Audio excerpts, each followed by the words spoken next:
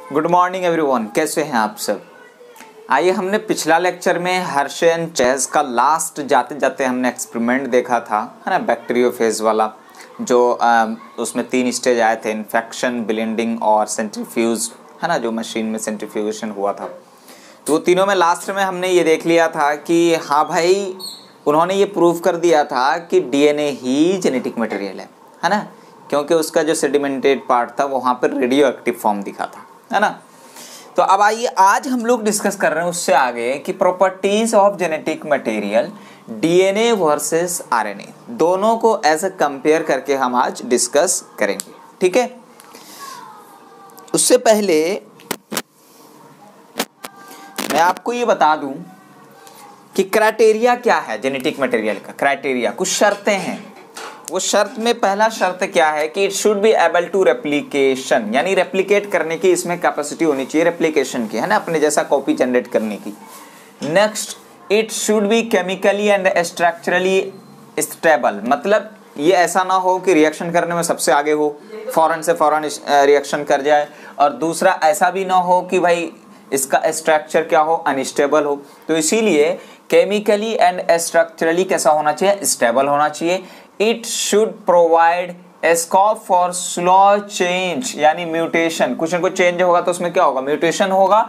और जब म्यूटेशन होगा तो म्यूटेशन क्या होता है, म्यूटेशन, ये अगर इवोल्यूशन हुआ किसी स्पेसीज का, उसके लिए रिक्वायरमेंट क्या है, म्यूटेशन। म्यूटेशन होगा तभी जाके इवोल्यूशन होगा। तो mutation it requires for the evolution. समझ में आई बात। Next, it should be able to express itself, अपने आप को एक्सप्रेस करने की कैपेसिटी होनी चाहिए। जैसे आप याद करें, मेंडल साहब का जब हम पढ़ रहे थे इससे पहले वाले चैप्टर में, तो उसमें जो ट्रेट्स एक्सप्रेस हो रहा था तो वो अपने आप को क्या कर रहा था, रिप्रेजेंट कर रहा था, है ना, हर एक कैरेक्टर को। तो इसीलिए यहाँ पे बोला है कि able to express itself in the form of Mendelian character.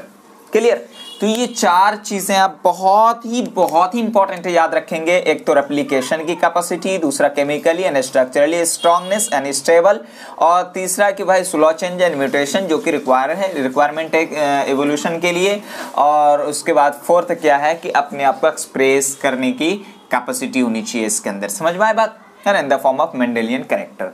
तो ये तो क्राइटेरिया है जेनेटिक मटेरियल के लिए। कोई भी अगर जेनेटिक मटेरियल है, यानी या तो डीएनए या आरएनए, है ना, तो उसके लिए ये होना चाहिए। तो पता ये चला कि इतनी चीजें प्रोटीन में नहीं पाई जाती हैं, इसीलिए प्रोटीन तो जेनेटिक मटेरियल नहीं है। समझ में आई बात। नेक्स्ट इधर आते हैं हम, अगला point, protein does not fulfil the criteria. Protein ये सब क्राइटेरिया को फुलफिल नहीं करती है ना, तो इसीलिए so it's not the genetic material. Point out कीजिए इस चीज को, है ना। प्रोटीन के पास ये सारी क्राइटेरिया नहीं है जो कि डीएनए और आरएनए के पास है ना, इसीलिए प्रोटीन जेनेटिक मटेरियल नहीं है। नेक्स्ट,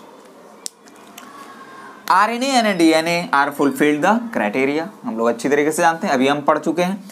नेक्स्ट, अगर हम आरएनए और डीएनए को ऐसा कंपेयर करके हम पढ़ें तो यहां से बहुत मजा आने वाला है। आइए हम थोड़ा कंपेयर करके पढ़ते हैं, है ना। कंपेयर करके पढ़ने का मतलब ये, देखिए एनसीईआरटी में ना एक अलग ही तरह से एक लाइन में पैराग्राफ के फॉर्म में दिया हुआ है, आप वहां से भी रीड कर सकते हैं, लेकिन थोड़ा सा मैंने यहाँ पे एक अजीब फॉर्म में लाने की कोशिश की है ताकि आपको अच्छा लगे। हमने इधर देखा आरएनए अनस्टेबल है और डीएनए मोर स्टेबल है। वाई? आरएनए अनस्टेबल मैंने बोला और डीएनए को मोर स्टेबल बोला, वाई? तो आपको मैं पिछला लेक्चर में बता चुका हूं कि आरएनए लेस स्टेबल होता है as compare DNA, due to इसके पास राइबोज शुगर प्रेजेंट होता है, जिसके सेकेंड कार्बन पे OH ग्रुप प्रेजेंट होता है। तो ये हाईली रिएक्टिव होता है। समझ में आए बात। इसलिए ये क्या है, लेस स्टेबल है एज कंपेयर डीएनए। और डीएनए में ऐसा कुछ भी नहीं होता, उसमें डीऑक्सीराइबोज प्रेजेंट होता है, मतलब सेकेंड कार्बन पे OH एब्सेंट होता है। क्लियर। फिर मैंने आरएनए की बात की थी, जब मैं आरएनए का आपको पढ़ा रहा था, है ना, आरएनए का जब मैं नाइट्रोजन बेस पेयर पढ़ा रहा था तो उस वक्त मैंने बोला था कि आरएनए में यूरासिल प्रेजेंट होता है, जबकि डीएनए में थायमिन प्रेजेंट होता है। तो डीएनए का थायमिन जो होता है वो लेस रिएक्टिव है और uracil as compare thymine high reactive होता है, इसीलिए हम इसको बोलते हैं ये कैटालिस्ट जैसा बिहेव करता है, जो कि आरएनए में प्रेजेंट होता है। तो आरएनए भी कैसा हो गया, कैटालिटिक नेचर का हो गया। समझ में आई बात। आइए वही चीजें, 2 पॉइंट तो हमने देख लिया। नेक्स्ट, सेकेंड कार्बन पे OH ग्रुप प्रेजेंट होता है, OH group present and every nucleotide, यानी राइबोज शुगर। राइबोस शुगर की बात करें, ये कैसा होता है, रिएक्टिव होता है and makes RNA labile and easily degradable. समझ में आई बात? क्यों? क्योंकि इसके पास OH ग्रुप प्रेजेंट है। Next, also known as catalyst, हम पढ़ चुके हैं। Next, RNA is faster mutate and then RNA. हम क्या बोल रहे हैं कि आरएनए जो होगा वो डीएनए से जल्दी म्यूटेट करेगा। क्यों? क्योंकि ये लेस रिएक्टिव है, ये सॉरी हाई रिएक्टिव है, लेस स्टेबल है। जब लेस स्टेबल है, हाई रिएक्टिव है, सेकेंड कार्बन पर OH प्रेजेंट है, तो ये फौरन से पहले रिएक्शन करने की कैपेसिटी रखता है किसी भी चीज से, और जैसे रिएक्शन होगा कुछ ना कुछ चेंज मिल जाएगा, तो आपको म्यूटेशन देखने को मिल जाएगा।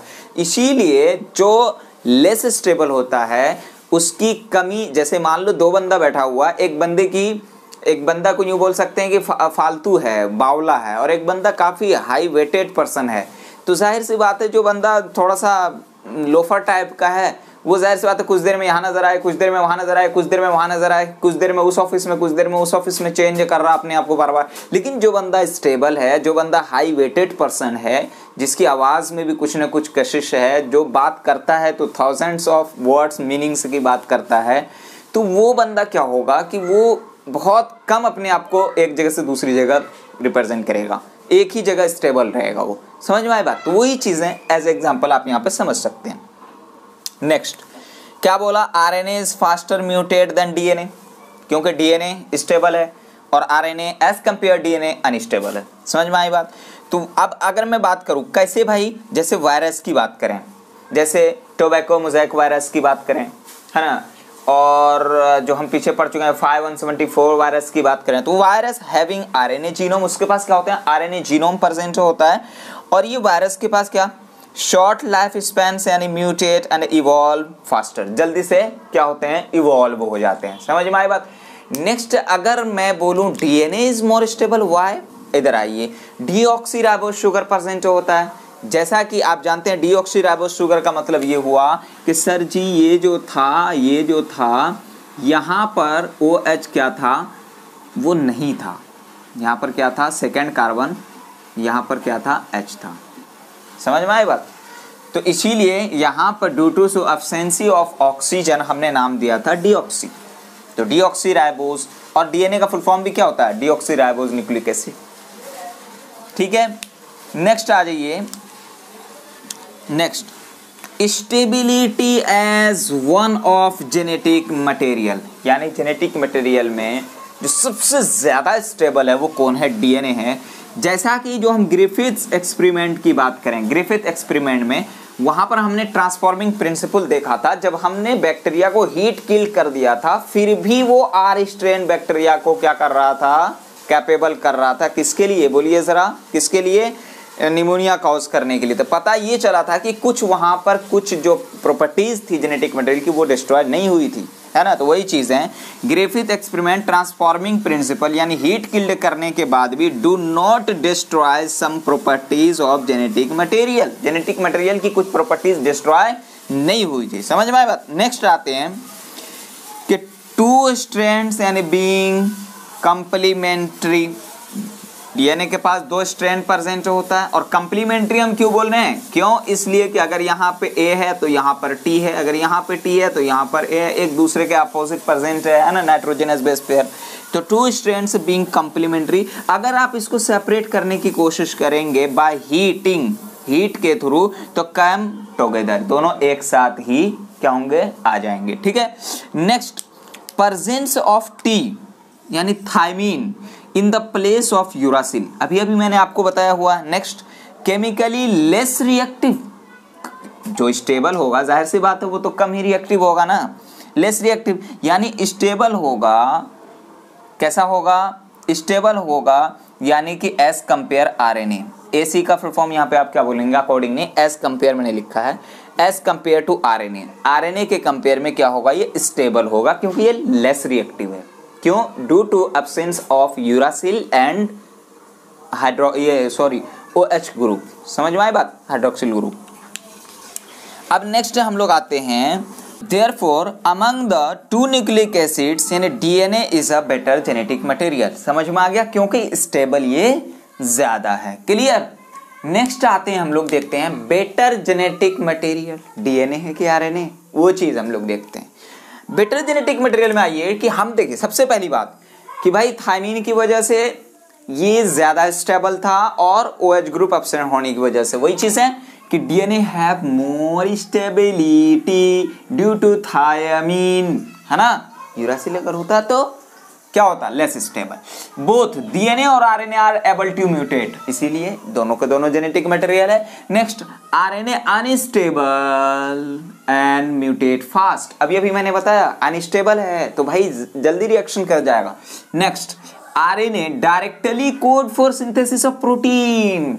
डीएनए से अगर प्रोटीन बनाना हो, first of all transcription RNA में ले जाना पड़ेगा। हम आरएनए में डीएनए से जो डीएनए के अंदर जो इंफॉर्मेशन स्टोरेज है, स्टोर्ड है इंफॉर्मेशन, वो जाएगा पहले किसमें, एमआरएनए में, है ना, due to by the transcription. फिर एमआरएनए से ट्रांसलेशन होगा, तब जाकर के क्या बनेगा, प्रोटीन। लेकिन अगर आरएनए से प्रोटीन बनाना हो डायरेक्ट, देखिए तो वही चीज है, यानी प्रोटीन यानी इजिली एक्सप्रेस। क्लियर है, इतनी चीजें क्लियर है। Both DNA and RNA can functions as genetic material but DNA being more stable, बोलिए DNA being more stable is preferred for storage of genetic information, is preferred for storage of genetic information, यानी for the transmission of genetic information RNA is better। याद रखिएगा, अगर आपसे यूं पूछा जाए कि जेनेटिक इंफॉर्मेशन जो ट्रांसफर होने के लिए बेटर कौन है, तो आरएनए। क्लियर है, जेनेटिक इंफॉर्मेशन को स्टोर करना इसके लिए बेटर कौन है, तो डीएनए। समझ में आई बात। नेक्स्ट आते हैं हम लोग आरएनए वॉल्ट पे। बच्चों आरएनए वॉल्ट की अगर मैं बात करूं तो इसके बारे में हम जब इवोल्यूशन चैप्टर पढ़ेंगे तो वहां पे इसको हम काफी डिटेल में पढ़ने वाले हैं, है ना, आरएनए वॉल्ट के बारे में। जब वहां पर हम इवोल्यूशन के बारे में, हम केमिकल्स वहां पर जब हम पढ़ेंगे आरएनए की, तो उस चीज को हम लोग काफी डिटेल में पढ़ने वाले हैं। लेकिन कुछ चीजें जो आपकी एनसीईआरटी में यहाँ पर बोली जा रही है तो उसको हम थोड़ा सा एक्सप्रेस करेंगे। वो ये कि आरएनए जो था वो फर्स्ट जेनेटिक मटेरियल था। ये बहुत इंपॉर्टेंट क्वेश्चन है कि ये अर्थ पर जो पहला जेनेटिक मटेरियल है वो कौन है, आरएनए। समझ में आए बात। नेक्स्ट वही चीज है कि RNA is the first genetic material. Important question है। और essential life process evolve around RNA, यानी आरएनए के थ्रू बहुत सारे लाइफ प्रोसेस भी होते हैं, जैसे मेटाबॉलिज्म की बात करें, ट्रांसलेशन यानी प्रोटीन फॉर्मेशन की बात करें, स्प्लाइसिंग की बात करें, ईटीसी। स्प्लाइसिंग क्या होता है, तो आइए थोड़ा सा मैं यहाँ पे देख लूं कि जैसे मान लीजिए ये क्या है, आरएनए है,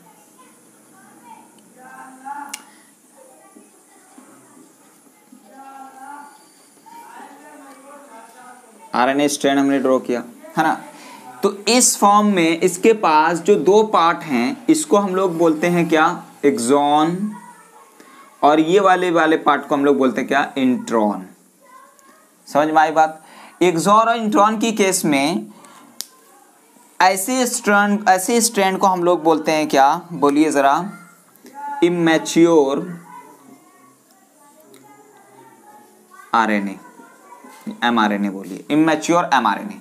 लेकिन जब मैं मैच्योर आरएनए की बात करूं तो उसमें जैसे मान लीजिए एक स्ट्रैंड है, ठीक है, तो इसमें क्या होता है, बोलिए जरा, इंट्रॉन को क्या करता है, कट किया जाता है, रिमूव कर दिया जाता है।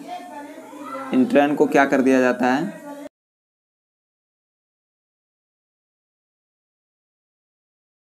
इंट्रॉन को क्या किया जाता है, रिमूव कर दिया जाता है। जैसे अब इस केस की अगर हम बात करें तो यहाँ पे आपको क्या दिख रहा है, यहाँ पर एक्सॉन और इंट्रॉन दोनों प्रेजेंट है। इस केस में हमने क्या किया कि इंट्रॉन को क्या किया, कट कर दिया, रिमूव कर दिया, तो आपको ऐसा स्ट्रक्चर दिखेगा। अब ये क्या हो गया, बोलिए जरा, मैच्योर एमआरएनए, मैच्योर एमआरएनए। समझ में आई बात। तो यानी कि आप सिर्फ स्प्लैशिंग को इतना याद रखेंगे, वो ये कि रिमूविंग ऑफ इंट्रॉन, समझ में आई बात। तो इंट्रॉन को जो निकालते हैं हम इमैच्योर आरएनए में से, है ना, मैच्योर आरएनए बनाने के लिए, उसे ही हम क्या बोलते हैं, स्प्लैशिंग, ईटीसी। समझ में। खैर इसको हम लोग और डिटेल में पढ़ेंगे आगे, ठीक है। RNA used to act as a genetic material, है ना, as well as catalyst। हम लोग जानते हैं जेनेटिक मटेरियल है as well as catalyst। अच्छा एक चीज मैं बताऊं, नॉर्मली जितनी भी chemical reactions, biochemical reactions body में होती हैं वो एंजाइम्स करवाते हैं, और एंजाइम्स कहाँ से बनते हैं? प्रोटीन से बनते हैं। क्लियर है इतनी बातें? लेकिन सम इंपॉर्टेंट बायोकेमिकल रिएक्शंस जो कि कैटालाइज्ड होता है बाय आरएनए। तो समझ में आए बात? इसीलिए हम क्या बोलते हैं कि आरएनए एक्ट एज कैटालिस्ट। तो RNA used as act as genetic material as well as catalyst. Next आइए कि DNA are evolve from RNA. तो पता ये चला कि पहले क्या भाई? आरएनए प्रेजेंट था, इस आरएनए में कुछ केमिकल मॉडिफिकेशन हुआ। कुछ क्या हुआ? Chemical modification. कुछ केमिकल मॉडिफिकेशन होने की वजह से क्या बना भाई? डीएनए। समझ में आई बात? तो इतनी चीजें क्लियर है। तो वही चीजें कि DNA are evolve from RNA by chemical modification that makes it more stable.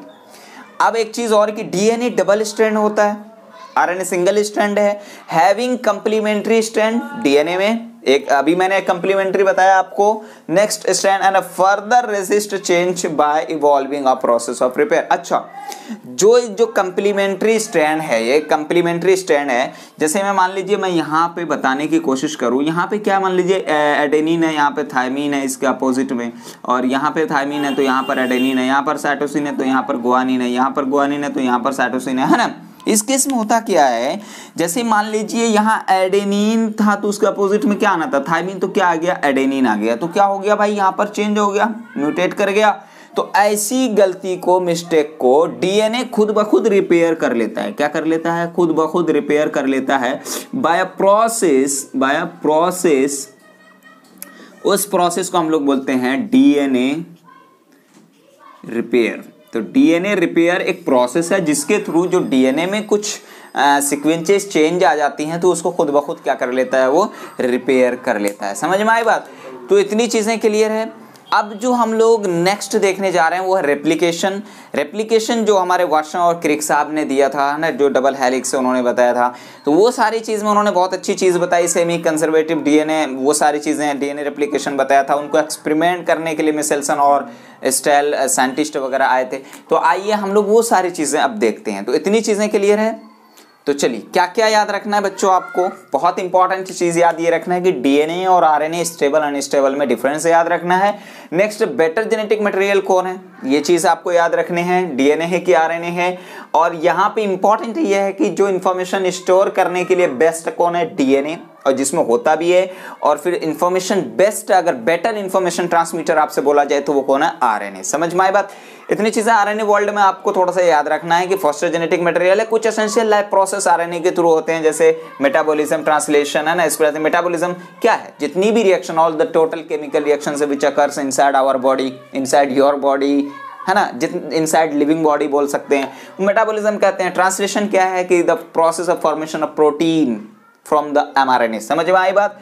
और फिर स्प्लैशिंग, अभी मैंने बताया कि जो इमेच्योर एमआरएनए से जो आरएनए बनाते हैं, यानी कि by the removing of intron, उसे हम क्या बोलते हैं? स्प्लैशिंग। ठीक है। फिर इसके बाद ये जो है जेनेटिक मटेरियल जैसा बिहेव करता है। हालांकि हम ये जानते हैं कि हर रिएक्शन जितनी बॉडी में होती है सब एंजाइम्स करवाते हैं, लेकिन कुछ इंपॉर्टेंट बायोकेमिकल रिएक्शन जो सिर्फ कैटालाइज्ड होता है बाय आरएनए।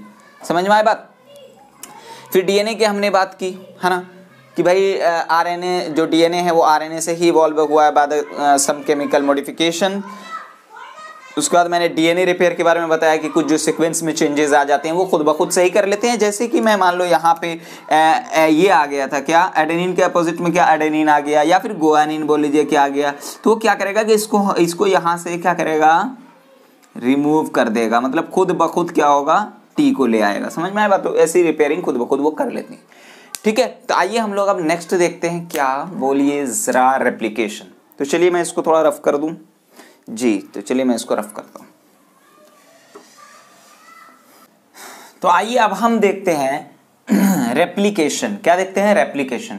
रेप्लिकेशन को प्रपोज करने वाले वाटसन एंड क्रिक साहब। कौन है? वाटसन एंड क्रिक साहब। कब? 1953 में। Very very important.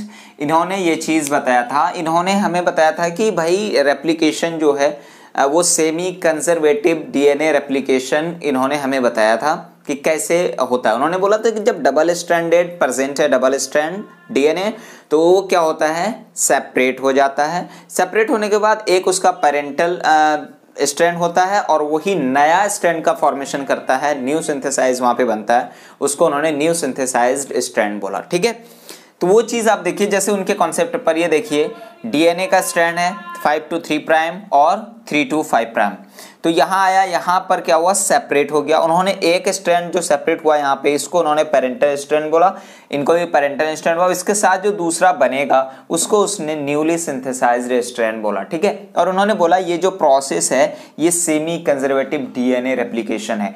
इन्होंने ये चीज तो बता दी, लेकिन इन्होंने ये नहीं बताया कि ये एक्सपेरिमेंटली प्रूफ नहीं किया कैसे होता है। इन्होंने लैंग्वेज की फॉर्म में बोला कि it has not escaped out noticed that the specific pairing we have postulated immediately suggests a possible copying mechanism for a genetic material। इन्होंने ये लैंग्वेज बोल के चले गए, इन्होंने कोई एक्सपेरिमेंटली प्रूफ नहीं किया। अब हम उसको एक्सपेरिमेंटली प्रूफ करेंगे with the help of Meselson and Stahl, दो साइंटिस्ट हैं जिन्होंने 1958 में हमें प्रूफ करके सारी चीजें बताई थी। ठीक है, उस चीज को हम वहां पे बहुत अच्छी तरीके से भी देखने वाले हैं।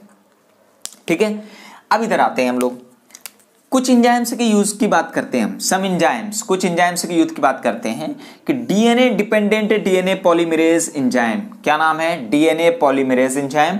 ये डीएनए पॉलीमरेज एंजाइम क्या काम करता है कि जो न्यूक्लियोटाइड्स हैं उसको क्या करते हैं, अटैच करवाते हैं। ठीक है, ताकि वो क्या हो, कंप्लीमेंट्री स्ट्रैंड बने। ठीक है, कंप्लीमेंट्री के लिए। अब देखो ये जो डीएनए पॉलीमरेज है ये एक्ट करता है, न्यूक्लियोटाइड को जोड़ता है, ये एक्ट करता है कि कहां से कहां तक, 5 to 3 यानी कि 5 प्राइम से 3 प्राइम। कभी भी ये 3 प्राइम to 5 प्राइम एक्ट नहीं करेगा। जैसे मैं अगर बात करूं डीएनए पॉलीमरेज क्या काम करेगा कि यहां पर जैसे 5 to 3 है। ठीक है, तो आप बताइए अगर मैं इसका नया बनाऊं तो क्या हो जाएगा, 5 to 3। इसके अपोजिट में अगर मैं देखूं तो यहाँ 3 प्राइम है तो यहाँ 5 प्राइम आना जरूरी है, 5 to 3 ऑलवेज। इस केस में भी मैं बताऊंगा। तो डीएनए पॉलीमरेज का काम क्या है भाई, क्या काम है कि भाई जो न्यूक्लियोटाइड का क्या कर रहा है, न्यूक्लियोटाइड को क्या करेगा, ऐड करेगा। ठीक है, तो वही चीजें, एक टर्म आता है उसको हम लोग बोलते हैं पॉलीमराइजेशन। क्या बोलते हैं उसको, पॉलीमराइजेशन। व्हाट इज पॉलीमराइजेशन, तो अब आप बोलेंगे कि डीएनए पॉलीमरेज के हेल्प से जो एडिशन ऑफ न्यूक्लियोटाइड्स है उसे हम क्या बोलते हैं, पॉलीमराइजेशन। क्लियर, देखो यहाँ पे पॉलीमराइजेशन होगा, न्यूक्लियोटाइड ऐड होगा, एक कंटिन्यूअस यहाँ पर स्ट्रैंड बनेगा और हो गया, एक स्ट्रैंड फॉर्म हो गया, डीएनए डबल हेलिक्स। ठीक है, लाइगेज एंजाइम क्या करता है कि अटैचिंग या फिर ज्वाइनिंग भी बोल सकते हैं, अटैचिंग या फिर ज्वाइनिंग ऑफ न्यूक्लियोटाइड्स को ज्वाइन करेगा। अटैचिंग अटैचिंग या ज्वाइनिंग दोनों बोल सकते हैं। ठीक है, अब डीएनटीपीज क्या होता है, तो डीऑक्सीराइबो न्यूक्लियोटाइड ट्राइफॉस्फेट, अब देखिए डीऑक्सीराइबो न्यूक्लियोटाइड की जगह आप क्या बोलते हैं, एडिनोसिन ट्राइफॉस्फेट। डीऑक्सीराइबो न्यूक्लियोटाइड की जगह क्या बोल सकते हैं, साइटोसिन ट्राइफॉस्फेट। समझ में आई बात, तो ऐसे आप बोल सकते हैं। जो ये ट्राइफॉस्फेट यानी डीऑक्सीराइबो ट्राइफॉस्फेट, जो इसका फंक्शन क्या है, तो एक्ट एज सबस्ट्रेट। होता क्या है कि जैसे ये यहाँ पे जो एडेनिन, थायमिन, ग्वानिन जो भी प्रेजेंट है ये इस पर आके जुड़ते हैं। क्या होते हैं, ये इस पे आके जुड़ रहे होते हैं। तो ये जितने भी यहाँ पे डीएनटीपीज प्रेजेंट है, डीएनटीपीज वो सारे के सारे ऐसा लग रहा है कि सबस्ट्रेट है, तभी तो आके वो जुड़ रहा है। ठीक है, तो वही चीज़ है, act as substrate, provide energy. और ये क्या प्रोवाइड करते हैं, डीएनटीपीज एनर्जी प्रोवाइड करते हैं। ठीक है, उस चीज़ को समझने से पहले आइए मैं यहाँ पे एक चीज़ बोलता हूँ। अब मैंने बोला कि भाई ये डीएनए पॉलीमरेज एंजाइम जो है ये क्या काम करेगा भाई, एडिशन ऑफ न्यूक्लियोटाइड, और कहाँ से कहाँ तक, 5 to 3 प्राइम। तो जैसे मैं अगर यहाँ पे नया बनाऊँ तो नया बनाने के लिए हमको एक स्ट्रैंड ड्रॉ करना होगा। मान लीजिए एक स्ट्रैंड मैंने यहाँ पे बना दी। अब इन्होंने बोला कि भाई ये वाला 3 प्राइम है तो ऑब्वियसली ये वाला 5 प्राइम हमें देना होगा, क्योंकि एक अपोजिट फॉर्म में हमें देना होगा, है ना, एंटी पैरेलल। तो यहाँ पे हमें क्या, 3 देना होगा। इतनी चीज़ें यहाँ से यहाँ तक क्लियर है। हम जानते हैं कि यहाँ पर एक 3 प्राइम है तो उसके अपोजिट में क्या होगा, 5, और यहाँ पे क्या होगा, 3, तो यहाँ पे अपोजिट में क्या होगा, 5। समझ में आई बात। अब सपोज डेट मान लीजिए यहाँ पर ग्वानिन, साइटोसिन और थायमिन प्रेजेंट है, यहाँ पर थायमिन, एडेनिन, साइटोसिन प्रेजेंट है। क्लियर, समझ रहे हैं। तो अब होगा क्या कि भाई डीएनए पॉलीमरेज क्या करेगा कि यहाँ जो बहुत सारे न्यूक्लियोटाइड्स प्रेजेंट हैं, है ना, तो वो सबको क्या करेगा, नाइट्रोजनस बेस जो यहाँ पर प्रेजेंट है, न्यूक्लियोटाइड नहीं सॉरी नाइट्रोजनस बेसेस, उसको क्या करेगा यहाँ पे अटैच करेगा। क्या करेगा, अटैच करेगा। तो होगा क्या कि जैसे मान लीजिए यहाँ साइटोसिन है तो इसकी जगह में क्या आ जाएगा, गुआनिन। यहाँ पर मान लीजिए एडेनिन है, इसकी जगह में क्या आ जाएगा, थायमिन। यहाँ पर मान लीजिए थायमिन है, इसकी जगह में क्या आ जाएगा, एडेनिन, सॉरी यहाँ एडेनिन, फिर इसकी जगह साइटोसिन, फिर यहाँ पे साइटोसिन है गुआनिन, यहाँ पे थायमिन है तो यहाँ पे एडेनिन। समझ में आई बात। तो इस टाइप से क्या होगा, एक कंप्लीमेंट्री स्ट्रैंड बन जाएगा। इतनी चीजें क्लियर हुई, कंप्लीमेंट्री स्ट्रैंड बन जाएगा। अब ये कंटिन्यूअसली हो रहा है तो इसीलिए इसको हम लोग बोलते हैं क्या, कंटिन्यूअसली स्ट्रैंड, कंटिन्यूअसली स्ट्रैंड। इतनी चीजें क्लियर है भाई। क्या काम किया हमने इसमें, एक पेरेंटल स्ट्रैंड था और एक न्यूली सिंथेसाइज स्ट्रैंड है। न्यूली सिंथेसाइज स्ट्रैंड जो पॉलीमरेज एंजाइम था उसने क्या किया, न्यूक्लियोटाइड को ऐड करते गए उन्होंने, और उसके बाद एक न्यू सिंथेसाइज्ड स्ट्रैंड हमें देखने को मिल गया। इतनी चीजें क्लियर है। नेक्स्ट आते हैं इस स्ट्रैंड पर, ये तो 3 to 5 प्राइम है और अभी आपने बोला कि 5 to 3 प्राइम बनना है। तो अब मुझे बताइए, अगर मैं यहाँ पे क्या हो गया ये, अगर मैं यहाँ पे ऐसे ड्रॉ करूं, ठीक है, तो जाहिर सी बात, अभी मैंने आपको क्या बोला कि 5 to 3 प्राइम होना है। तो क्या ऐसा पॉसिबल है कि एक स्ट्रैंड का 5 प्राइम है उसका एंड और वहीं से 5 प्राइम, ऐसा है? ये तो गलत है ना। मैंने आपको बता रखा है अगर ये 5 प्राइम है तो ये 3 प्राइम, और अगर ये 3 प्राइम है यहाँ पर 5 प्राइम है तो ये वाला 3 प्राइम। समझ में आई बात। यहाँ पर 3 है तो यहाँ पर भी 3 नहीं आएगा, ऑब्वियसली एंटी पैरेलल होगा एक दूसरे के। तो यहाँ तो ऐसा वाला प्रॉब्लम दूर होएगा नहीं भाई, यहाँ तो प्रॉब्लम ही क्रिएट हो रहा है। तो इस केस में मैं आपको बता दूं कि भाई होना तो 5 to 3 ही है, होना तो 5 to 3 है। ऑब्वियसली यहाँ पर क्या होना होगा, 3, और यहाँ पर क्या होना होगा, 5 होना होगा ना।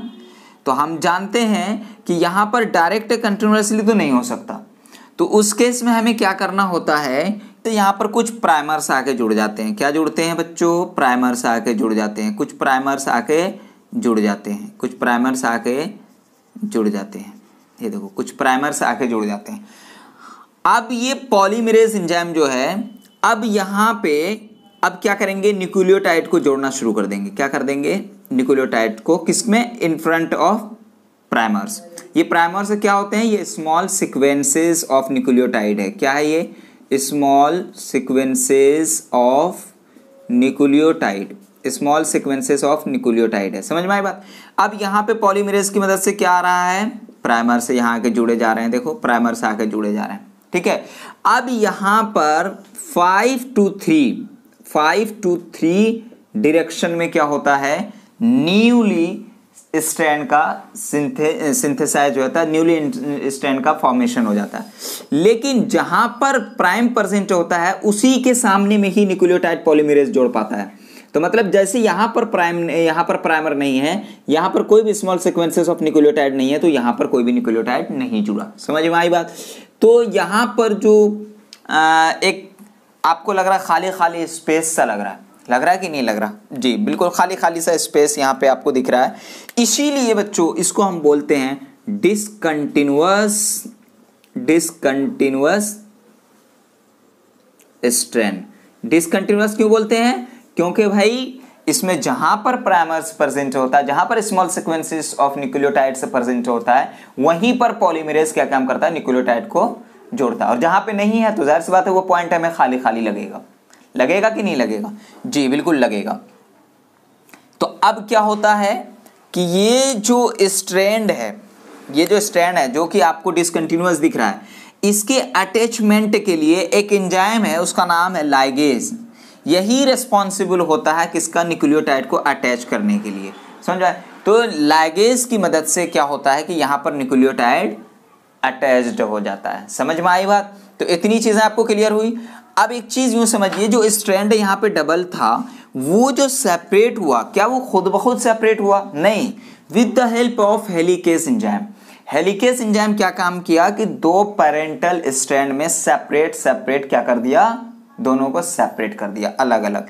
फिर जाकर के इधर क्या था कि उसके अपोजिट में कॉम्प्लीमेंट्री जीन जुड़ता गया और उसके बाद एक न्यूक्लियोटाइड जुड़ता गया, एक न्यूली सिंथेसाइज्ड स्ट्रैंड बन गया। ठीक है, तो ऐसे ही टर्म को उन्होंने क्या बोला, सेमी कंजर्वेटिव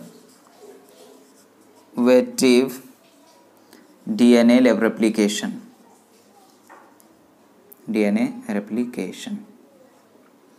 समझ में आई बात? Semi conservative DNA replication. इतनी चीजें क्लियर है। अब आज मैं ये बोल रहा हूं कि क्या जितनी भी ऑर्गेनिज्म है उसमें सब चीज ऐसा ही होगा रेप्लिकेशन? जी, जितने भी यूकैरियोट के केस में है उस सब में आपको नॉर्मली ऐसा ही देखने को मिलेगा डीएनए रेप्लिकेशन। तो डीएनए रेप्लिकेशन यूकैरियोट के केस में एस फेज में होता है और प्रोकैरियोट के केस में प्रायर टू फिजन, है ना, जो ORI रीजन होता है वहां पे देखने को हमें मिलता है। इतनी चीजें क्लियर हुई आपको? ये सारी चीजें आप ये याद रखेंगे कि जो एक स्ट्रैंड है उसमें जो कंटिन्यूअस न्यूक्लियोटाइड जुड़ते जाते हैं with the help of polymerase, DNA polymerase, वो कंटिन्यूअस स्ट्रैंड उसको हम बोलते हैं। डिसकंटिन्यूअस को बोलते हैं कि जो वहां पे अपोजिट डायरेक्शन में होना था वो नहीं होता है, जिसकी वजह से हमें रेप्लिकेशन स्टार्ट कराने के लिए हमें वहां पर कुछ प्राइम्स क्या होता है मिलता है, प्राइमर से प्रेजेंट होता है। वो प्राइमर से हम क्या होता है कि स्मॉल सीक्वेंसेस ऑफ न्यूक्लियोटाइड है जो हेल्प करता है न्यूक्लियोटाइड को जोड़ने में। समझ में आया? तो वहां पर जहां पर प्राइमर से प्रेजेंट होता है डीएनए पॉलीमरेज अब न्यूक्लियोटाइड को जोड़ता है। क्लियर है? अब डीएनए पॉलीमरेज जोड़ा, अब जाहिर सी बात है जहां पर प्राइमर है वहीं पर न्यूक्लियोटाइड को जोड़ा डीएनए पॉलीमरेज ने, और जहां पर नहीं है वहां पर नहीं जोड़ा, तो डिसकंटिन्यूअस स्ट्रैंड हमें दिखता है। तो ऐसे ही स्ट्रैंड को हम क्या बोलते हैं, डिसकंटिन्यूअस स्ट्रैंड। ठीक है, अब याद रखिए, अब एक चीज आपको इंपॉर्टेंट है वो ये याद रखनी है कि आपको यहां पे जो फ्रेगमेंट दिख रहा है आपको नहीं लगेगा ऐसा ये वाला अलग फ्रेगमेंट है, ये वाला अलग फ्रेगमेंट है, ये वाला अलग फ्रेगमेंट है। इस फ्रेगमेंट को हम नाम देते हैं ओकाजाकी फ्रेगमेंट। तो इतनी चीजें आपको क्लियर है? ठीक है, समझ में आई बात? अब देखिए, अब मैंने ये भी बोल दिया कि जो ये डिस्कंटिन्यूअस सिंथेसाइज्ड जो स्ट्रैंड था आपका, ये फ्रेगमेंट था, ये अब किसकी मदद से जुड़ेगा, with the help of ligase. समझ में आई बात? इंपॉर्टेंट एंजाइम्स का एक्शन देखिए, पॉलीमरेज एंजाइम क्या कर रहा था, न्यूक्लियोटाइड को जोड़ रहा था कंटिन्यूअसली। समझ में आया? पॉलीमराइजेशन क्या है, addition of nucleotide. Ligase enzyme क्या है, जो डिसकंटिन्यूअस स्ट्रैंड फ्रेगमेंट हमें फॉर्मेशन हुआ था, डिसकंटिन्यूअस फ्रेगमेंट, उसको जोड़ने का काम करेगा। क्लियर है? Luggage enzyme. DNTPS क्या है भाई, ये डीऑक्सीराइबो न्यूक्लियोटाइड ट्राइफॉस्फेट है। न्यूक्लियोटाइड में आप एडेनिन, थायमीन, गुआनिन, साइटोसिन सब ले सकते हैं। फंक्शन क्या है इसका, एक्ट एज सबस्ट्रेट और एनर्जी प्रोवाइड करता है। इतनी चीजें क्लियर हुई। अब ये सारी चीजें जो नाइट्रोजनस बेस पेयर यहाँ पर जुड़े होते हैं कि नहीं होते हैं, ये सारे के सारे क्या होंगे, जाके जुड़ेंगे, है ना, अपोजिट में, और जाकर के एक नया स्ट्रैंड का फॉर्मेशन हो जाएगा और आपको क्या, डबल स्ट्रैंड आपको देखने को मिल जाएगा, एक पेरेंटल और दूसरा न्यूली सिंथेसाइज्ड फॉर्म। ठीक है, सेमी कंजर्वेटिव डीएनए रेप्लिकेशन इन्होंने क्यों बोला, क्योंकि उन्होंने ये देखा कि जो 50% थे वो 50% जो प्रेजेंट था वो पेरेंटल फॉर्म का था और 50% न्यू का जो बना, इसलिए इन्होंने क्या नाम दिया उसको, सेमी कंजर्वेटिव डीएनए रेप्लिकेशन। अब वो चीज कैसे, उसको प्रूव करने के लिए दो साइंटिस्ट है, उनका नाम था Meselson and Stahl experiment to prove semi conservative DNA replication. 1958 में इन्होंने ये एक्सपेरिमेंट किया। अब इस चीज को समझने के लिए आपका बहुत कंसंट्रेशन चाहिए, बहुत ज्यादा कंसंट्रेशन चाहिए। आइए हम लोग देखते हैं उन्होंने क्या किया। अब देखो मैं थोड़ा सा बोल रहा हूं, उन्होंने एक फ्रेश ई कोलाई बैक्टीरिया के लिए नॉर्मल, इस चीज को समझने से पहले आपको एक नॉलेज और मैं बता दूं, जो नाइट्रोजन है, नाइट्रोजन का एटॉमिक मास, एटॉमिक नंबर कितना होता है, 7 होता है कि नहीं, और एटॉमिक मास कितना होता है, 14। कितना होता है, 14। तो मैं ऐसे बोल सकता हूं ना कि N14 और 7, और हेवी जो आइसोटोप नाइट्रोजन होता है, आइसोटोप नाइट्रोजन आइसोटोप नाइट्रोजन जो है उसका एटॉमिक नंबर क्या होता है, सेम होता है, और एटॉमिक मास क्या होता है, डिफरेंट होता है। तो मतलब कि ये देखो N15 एटॉमिक मास और 7, ये आइसोटोप नाइट्रोजन है। तो इस वाले आइसोटोप नाइट्रोजन को हम लोग हेवी आइसोटोप नाइट्रोजन बोलते हैं, हेवी आइसोटोप नाइट्रोजन। समझ में आई बात? ये वाले को हम लोग नॉर्मल नाइट्रोजन बोलते हैं, ठीक है। तो अभी मैंने आपको बोला कि हमने एक नॉर्मल ई कोलाई बैक्टीरिया लिया, क्या लिया, नॉर्मल ई कोलाई बैक्टीरिया। तो भाई नॉर्मल ई कोलाई बैक्टीरिया यानी उसके स्ट्रैंड में जो नाइट्रोजनस बेस पेयर है उसमें नाइट्रोजन प्रेजेंट होगा। तो नाइट्रोजन जो प्रेजेंट है वो कौन सा नाइट्रोजन होगा, N14 वाला। कौन सा होगा, N14 वाला। तो भाई इन्होंने क्या किया, एक ई कोलाई लिया और उसका डीएनए जो है वो कैसा है, N14 नाइट्रोजन डीएनए, नॉर्मल है, इसमें अभी कुछ नहीं किया उन्होंने। जो इन्वायरमेंट में प्रेजेंट था, जो नाइट्रोजन जो इन्वायरमेंट के बैक्टीरिया में था, इनका इसमें भी कोई रोल नहीं है, उनको उन्होंने डायरेक्ट कलेक्ट किया। क्या किया, बैक्टीरिया को लिया, ई कोलाई बैक्टीरिया लिया, कौन सा, N14 नाइट्रोजन डीएनए को, ठीक है। अब इसको उन्होंने ग्रो करवाया एक मीडियम में, वो कौन सा, N15 अमोनियम क्लोराइड, N15 यानी हेवी आइसोटोप ऑफ नाइट्रोजन। समझ में आई बात, क्या, N15 NH4Cl, ये मीडियम में उन्होंने इसको ग्रो करवाया टू मेनी जनरेशन, बहुत जनरेशन के लिए। मैं आपको बोल सकता हूं कि हर 20 मिनट में ये एक जनरेशन का फॉर्मेशन करता है। अब सोचो कितनी जनरेशन के लिए इन्होंने ग्रो करवाया होगा। तो ग्रो जो करवाया और आगे की जो जनरेशन थी इसमें उसको जितने भी ई कोलाई मिले वो सब कितने थे, N15 nitrogen DNA, N15 containing DNA वाले बैक्टीरिया मिले।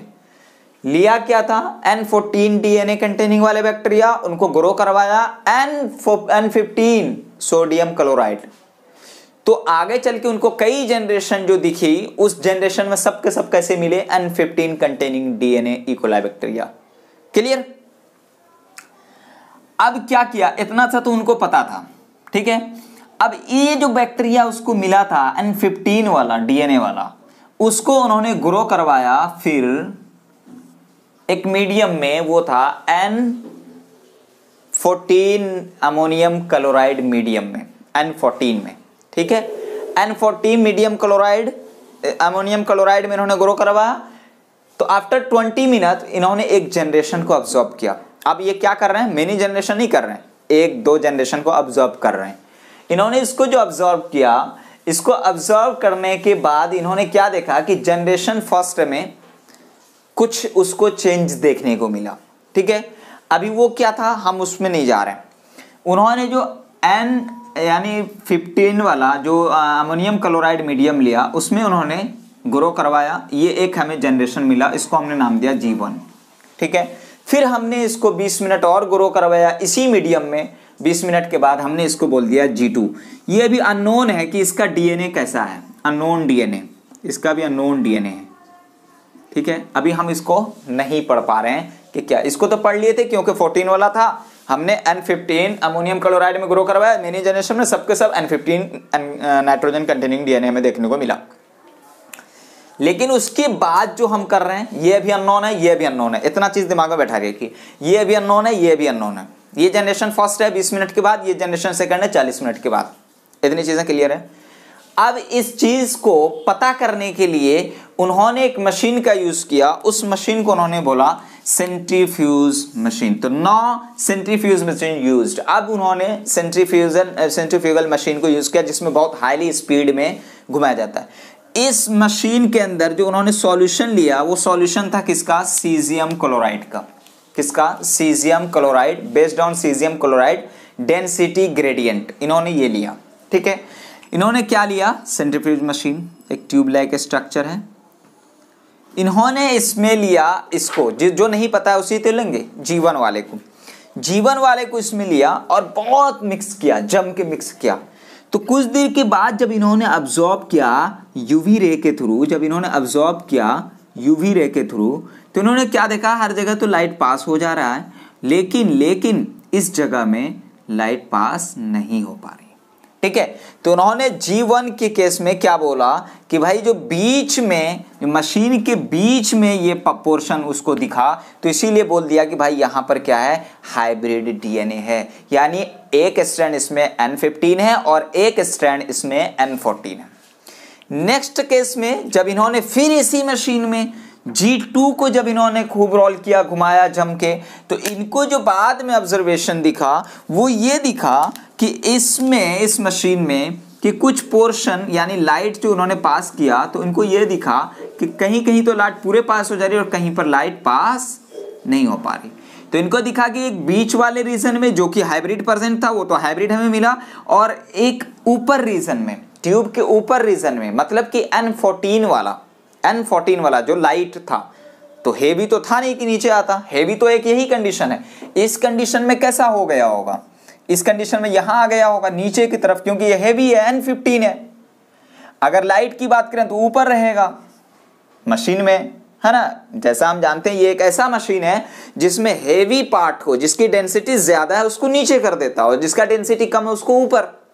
तो इसीलिए हमने वहां पर भी बोला था, किसमें, हर्शे एंड चेस वाले एक्सपेरिमेंट में, वहां पर बैक्टीरिया का वेट ज्यादा था एज कंपेयर वायरस। तो बैक्टीरिया नीचे सेडिमेंट हो गया था और वायरस क्या था, सुपरनेटेंट था। क्लियर है। तो यहां अगर बीच में है तो हम जान रहे भाई बीच वाला प्रोडक्ट बन रहा है, हाइब्रिड वाला, है ना, यानी दोनों का मिक्सिंग है इसमें। क्लियर। तो यहां पर जब देखा उन्होंने तो हाइब्रिड भी दिखा, यानी बीच वाला जो डीएनए था वो हाइब्रिड था, N15 और 14 दोनों था, और ऊपर वाला देखा इसमें N14 ही 14 था। तो अब उस चीज को समझने के लिए अब यहां पे आइए, देखो तीन चीज, एक्सपेरिमेंट तो उनका ये था, ऑब्जर्वेशन उनका ये था। अब जो मैं असल में समझाने की कोशिश कर रहा हूं वो ये, क्या किया उन्होंने, दो स्ट्रैंड लिया, दोनों के दोनों क्या है भाई, N15 containing DNA, nitrogen 15 containing DNA, यानी हेवी आइसोटोप। क्लियर। लिया, दोनों के दोनों N15 है। क्लियर। अब होगा क्या भाई, सेपरेट होगा, सेपरेट होगा, जो अभी हम पढ़ चुके हैं, सेपरेट हुआ, है ना। सेपरेट होने के बाद उनको क्या देखा कि एक तो 15 आ गया, सेपरेट हो गया। नेक्स्ट जो बनेगा, क्योंकि मीडियम इसको क्या दिया था उसने, N14, क्या मीडियम दिया था, N14, यानी कि N14 अमोनियम क्लोराइड। ठीक है। तो इसीलिए ये जो स्ट्रैंड बना ये क्या बना, N14, और ये भी नया जो न्यूली सिंथेसाइज है ये क्या बना, N14। क्लियर। अब इसमें फिर क्या होगा, सेपरेशन। ये देखो, ये इधर सेपरेट हुआ, ये इधर सेपरेट हुआ, है ना। तो जाहिर सी बात है यहां पर भी क्या है भाई, N14 यानी अमोनियम क्लोराइड। ठीक है। इस केस में ये सेपरेट हो गया और इस केस में ये सेपरेट हो गया। तो जाहिर सी बात है यहां पर भी न्यूली सिंथेसाइज जो बनेगा वो क्या बनेगा, N14 और N14। इस केस में भी सेपरेट हुआ तो सेम एज इट इज बनेगा। तो ये जो लास्ट में इनको दिखा जनरेशन 2 में, जनरेशन 1 में तो उनको ये दिखा दोनों के दोनों हाइब्रिड थे, यानी बीच में प्रेजेंट था। लेकिन जनरेशन 2 में क्या देखा कि हाइब्रिड भी और लाइट भी, यानी N14 नाइट्रोजन कंटेनिंग डीएनए भी दिखा। तो उस चीज की अगर मैं बात करूं तो ये वाला जो है, ये वाला, ये क्या है, हाइब्रिड है। हाइब्रिड मतलब मिक्सिंग, हाइब्रिड मतलब मिक्सिंग, मतलब इसमें जो है बेटा वो N14 भी है और उसके बाद N15 भी है। क्यों, क्योंकि याद कीजिए मैंने ब्लैक को दिखाया था, किससे, N15 वाले को ब्लैक से दिखाया है हर स्ट्रैंड को। यहां पर भी ये N15 है, मैंने ब्लैक मार्कर से दिखाया हुआ है। यहाँ पर भी N15 है, ब्लैक मार्कर से दिखा हुआ है। यहाँ पर भी N15 है, ब्लैक मार्कर से दिखाया हुआ है। यहाँ पर भी N15 है, ब्लैक मार्कर से दिखाया हुआ है। और यहाँ पर जो ये ग्रीन मार्कर से जो मैंने दिखाया हुआ है ये क्या है, N14 है। तो ये भी N14 है, यहाँ सबके सब N14 है। तो जो हमारा ब्लैक और ग्रीन का मिक्सिंग यहाँ पे आपको दिखाता है ये क्या है, हाइब्रिड है। मतलब इसमें एक स्ट्रैंड N14 है और एक स्ट्रैंड N15 है। क्लियर। अब नेक्स्ट ये वाला जो जनरेशन 2 में गया, मीडियम भी था और ये ऐसे दोनों के दोनों बने, यानी एक तो यहां से और एक यहाँ न्यूली सिंथेसाइज्ड स्ट्रैंड बना। सेम केस इसमें भी, सेम केस। ठीक है। तो यहां पर ये दोनों के दोनों, ये क्या दिखा हमें, N14 कंटेनिंग डीएनए। ठीक है। और ये भी हमें क्या दिखा, N15, इसको N15 नहीं, हाइब्रिड बोलो भाई, हाइब्रिड डीएनए, मतलब N14 भी और N15 भी। ठीक है, इस केस में हमें ये देखने को मिला। प्रूफ हो गया कि जो सेमी कंजर्वेटिव डीएनए रेप्लिकेशन है वो एक्सपेरिमेंटली इकोलाई को यूज करके मिचेल्सन और स्टाइल ने प्रूफ कर दिया। कैसे प्रूफ किया, शायद आपको सारी बातें समझ में आ गई होगी। इस केस में दो हाइब्रिड दिख रहे हैं और दोनों के दोनों क्या दिख रहे हैं, लाइट वाले डीएनए आपको यहाँ पे दिख रहे हैं, यानी N14 वाले आपको यहाँ पे दिख रहे हैं। तो पता ये चला कि जो प्रॉपर्टीज थी वो हाफ किस में है, हाइब्रिड के कंडीशन में है, और हाफ किसके केस में है, बोलिए जरा, N14 वाले के केस में। ठीक है, नाइट्रोजन के केस में। तो इतनी चीजें क्लियर है। तो शायद कि आज आपको मिचेल्सन और स्टाइल का एक्सपेरिमेंट क्लियर हो गया होगा। मिचेल्सन और स्टाइल के एक्सपेरिमेंट में कुछ नहीं था, बस ये जो वाटसन और क्रिक साहब ने बताया था सेमी कंजर्वेटिव डीएनए रेप्लिकेशन, ये चीज का उसमें एक्सप्लेनेशन था और कुछ भी नहीं था।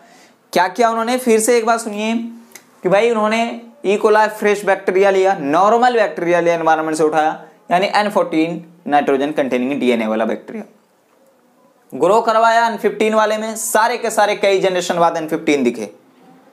फिर ये N15 वाले को, जो कि हेवी आइसोटोप है, हम इसको बोल सकते हैं नाइट्रोजन, इसको N14 यानी N14 अमोनियम क्लोराइड के मीडियम में ग्रो करवाया। एक जनरेशन दिखा, दूसरा जनरेशन दिखा। ये दोनों जनरेशन को उन्होंने ऑब्जॉर्व किया with the help of centrifugal machine. इस मशीन में उन्होंने किसका मदद लिया था, सीजियम क्लोराइड ग्रेडियंट डेंसिटी का, समझे, डेंसिटी ग्रेडियंट का। उन्होंने जब ऑब्जॉर्व किया तो जीवन में क्या देखा कि जो ये पार्ट था डीएनए वाला पार्ट, वो इस मशीन में बीच में आ रहा है। मतलब ये हाइब्रिड कंडीशन में इसमें N14 और 15 दोनों है। अगर सिर्फ N15 होता तो वो नीचे आता, और अगर सिर्फ N14 होता तो वो ऊपर जाता। फिर G2 को इन्होंने इसी मशीन में डाला, ऑब्जॉर्व किया, तो G2 में इन्होंने क्या देखा कि जो बीच में एक पार्ट आ रहा है और एक ऊपर आ रहा है, यानी हेवी वाला पोर्शन इसमें नहीं दिखा। तो इस केस में उन्होंने बोला कि ये वाला N14 हमें दिख रहा है और ये वाला हाइब्रिड दिख रहा है। तो आधा क्या दिखा उनको, N14 वाला केस बैक्टीरिया, और आधा क्या दिखा उनको, N15 यानी हाइब्रिड वाला केस। इसीलिए इन्होंने बोल दिया सेमी कंजर्वेटिव प्रूव्ड। समझ में आई बात, क्लियर। वो यहाँ पे भी हम स्ट्रैंड के थ्रू बताए हुए हैं। ब्लैक वाले को हमने N15 दिखाया हर जगह और ग्रीन वाले को हमने N14 दिखाया हुआ। अब देख सकते हैं कि कैसे यहाँ पे रेप्लिकेट हो रहा है, न्यू डीएनए सिंथेसाइज हो रहा है। इतनी चीजें क्लियर है। तो चलिए हम लोग फिर मिलते हैं नेक्स्ट लेक्चर में नेक्स्ट नए टॉपिक के साथ। Okay bye.